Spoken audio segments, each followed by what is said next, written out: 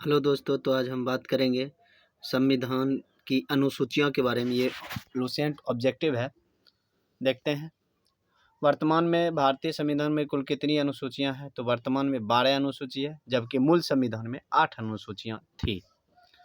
उसके बाद है संविधान सभा की प्रारूप समिति द्वारा प्रस्तुत प्रारूप संविधान में कितनी अनुसूचियां थी। तो इसमें 8 अनुसूचियां थी।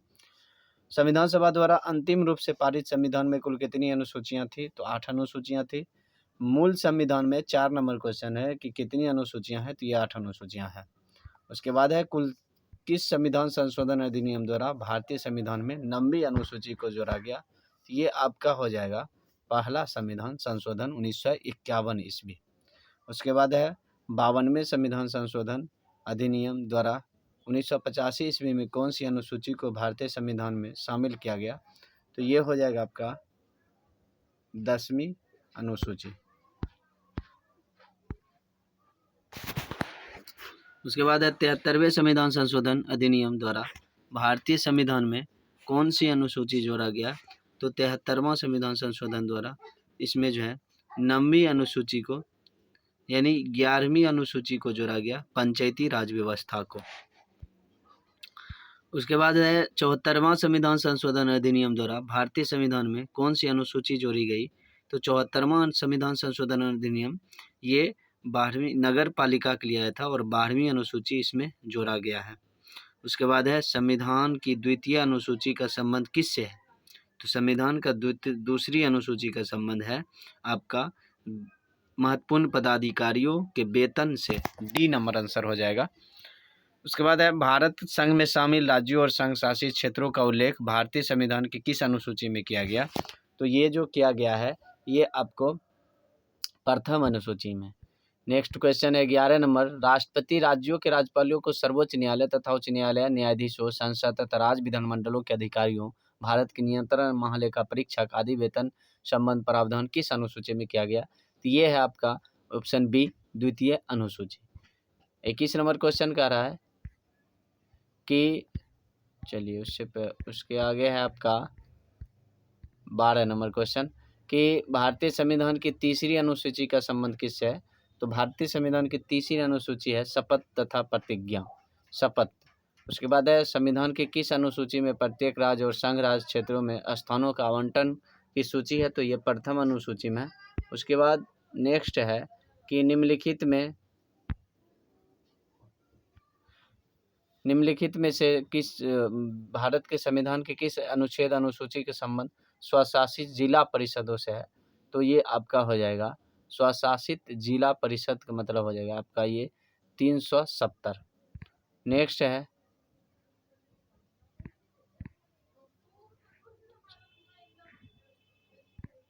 उसके बाद है भारतीय संविधान में 22 भाषाओं को राजभाषा का दर्जा प्रदान किया गया है।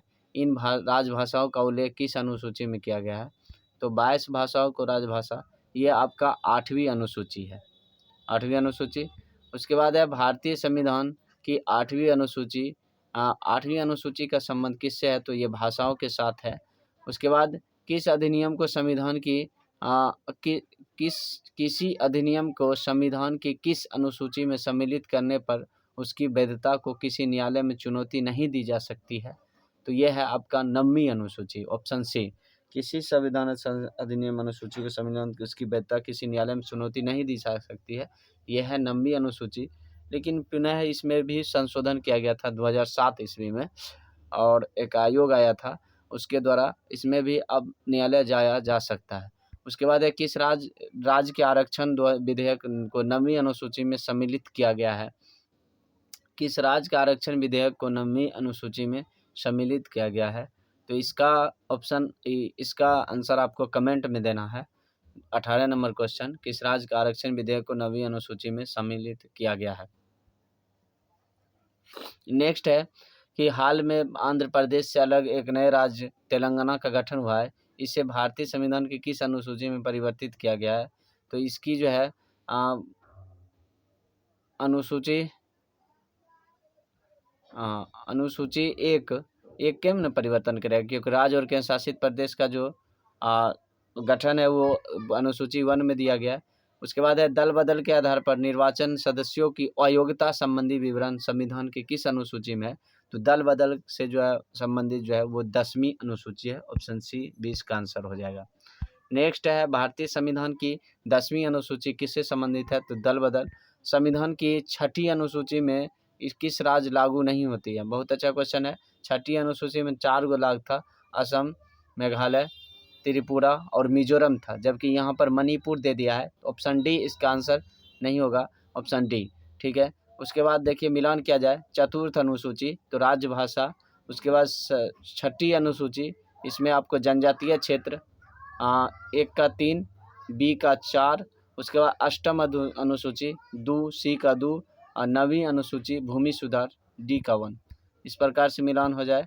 नेक्स्ट है फिर मिलान दे दिया 8वीं अनुसूची, इसमें राष्ट्रीय भाषाओं की सूची है। 9वीं अनुसूची इसमें जो है पंचायती राज व्यवस्था है। 10वीं अनुसूची इसमें दल बदल संबंधित है। और 11वीं अनुसूची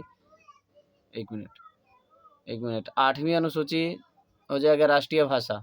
9वीं अनुसूची इसमें इस अधिनियम सम्मिलित अधिनियम न्यायालय के अधिकार क्षेत्र से बाहर है, ये बी का 1 हो जाएगा। 10वीं अनुसूची हो जाएगा आपको दल बदल और 11वीं अनुसूची पंचायती राज व्यवस्था। इस प्रकार से मिलान हो।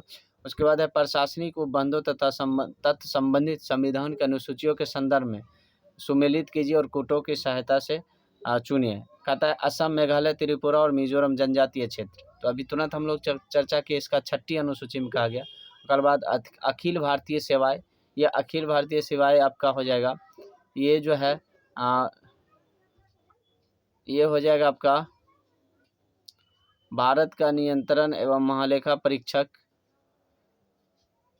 अनुसूचित जाति और अनुसूचित जनजाति नियंत्रण क्षेत्र, तो डी का हो जाएगा 2 नंबर। और अखिल भारतीय सेवाएं हो जाएगा दूसरी, ये हो जाएगा 7वीं अनुसूची, अखिल भारतीय सेवाएं 7वीं अनुसूची और भारत का नियंत्रण महालेखा परीक्षक दूसरी अनुसूची। इस प्रकार से मिलान कर लिया जाए। उसके बाद है भारत के संविधान के अनुसूची तथा उसके विषय के निम्नलिखित युगों को सुमेलित नहीं पूछ रहा है। 8वीं अनुसूची भाषा है, बहुत अच्छा। दूसरी अनुसूची शपथ तथा प्रतिज्ञा, यह भी सही है।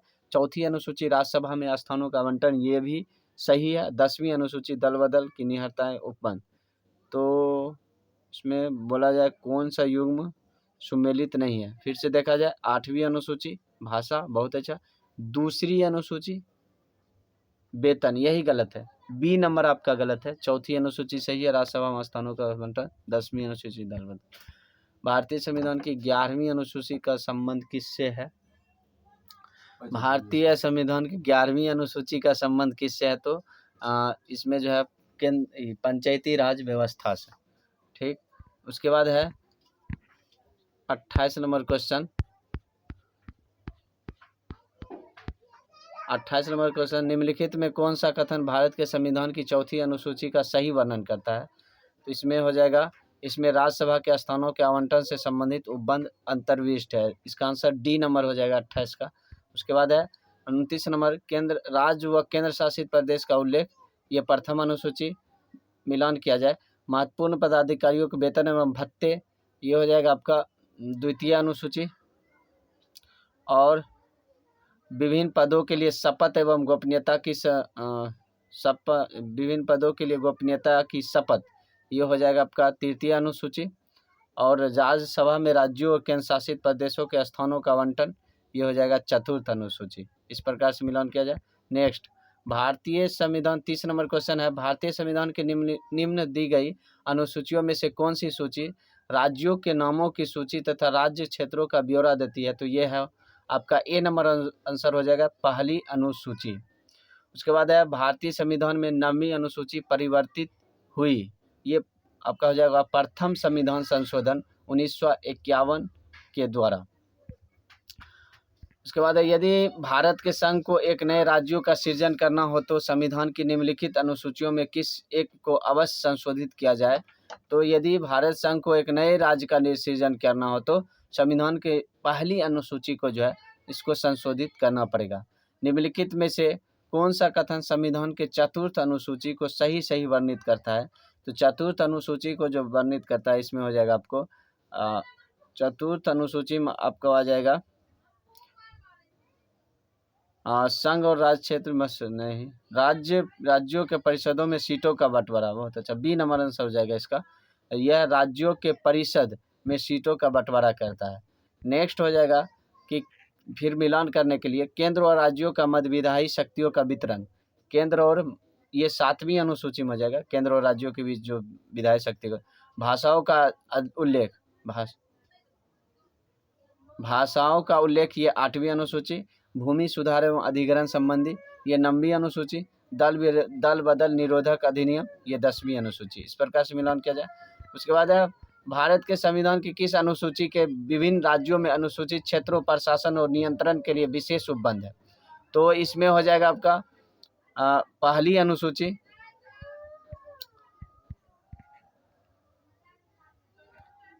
एक मिनट फिर से सॉरी, भारत संविधान किस अनुसूची में विभिन्न राज्यों के अनुसूचित क्षेत्रों के प्रशासन और नियंत्रण।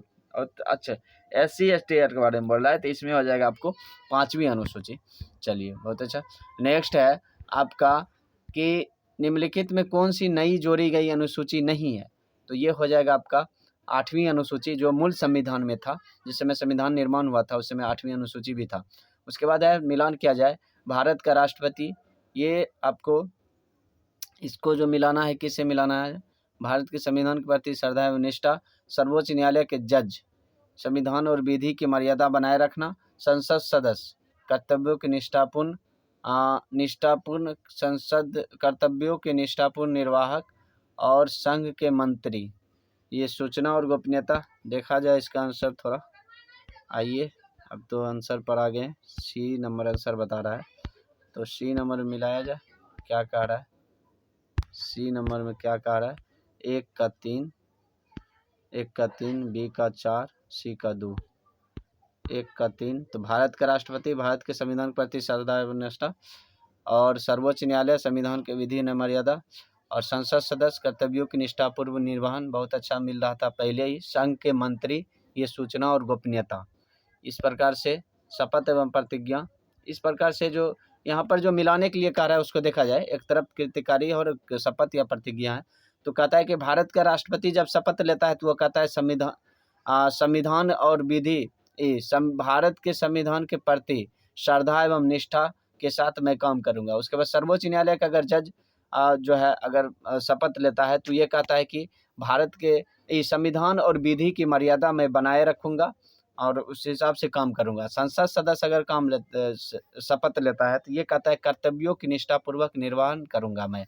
उसके बाद संघ के मंत्री कहता है सूचना की गोपनीयता का शपथ लेता है। इस प्रकार अब है भारत का संविधान का कौन सा प्रावधान दल बदल निरोधक से संबंधित है। तो ये आपका होगा 10वीं अनुसूची। तो इतना ही आज के लिए, इतना ही। जय हिंद।